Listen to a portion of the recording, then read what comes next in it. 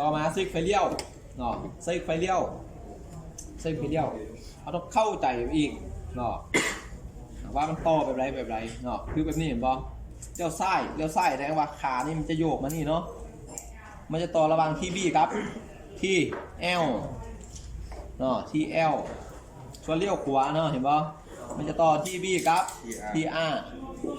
เนาะตำแหน่งอยู่ด้านกลางคือตำแหน่งปิดเนาะ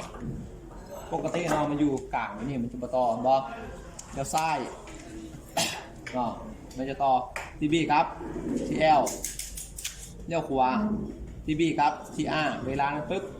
เนาะเราก็จะง่ายขามาตรวจสอบ4 ขาเท่าได้เนาะสวิกนี่เนาะ4 ขาได้แล้วเอาขาอื่น4 ขา5 ขาเอาได้เลยเนาะเราจะได้1 2 9 10 13ก็14เนาะเมื่อกี้ได้เนาะจับขา15ไว้ปั๊บมิเตอร์ไปวัดการต่อเนื่องเหมือนใส่มิเตอร์ก่อนปั๊บเตอร์วัดการต่อเนื่องเนาะปึ๊บเปลี่ยนมาปึ๊บเนาะเปลี่ยนมาเทอร์มิสถึงได้โอดอยู่เนาะเบิ่งสัญลักษณ์พร้อมที่2เสียงละบอแล้วก็เทสมิเตอร์เบิ่งก็ได้เนาะเทสมิเตอร์กันก็ได้ปึ๊บเนาะดังปกติเนาะมิเตอร์เนาะจ้าไปปึ๊บ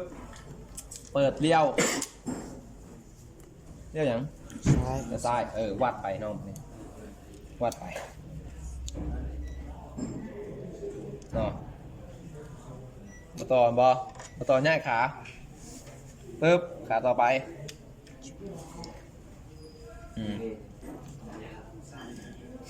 มาต่อง่าย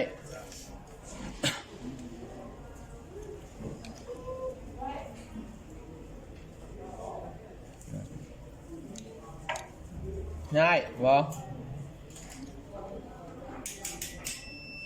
ดังบ่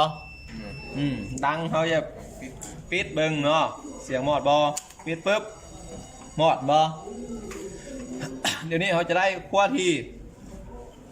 6 7 8บ่ เดี๋ยวนี้มันต่อ6 กับ 7เนาะเลี้ยวซ้ายเนาะ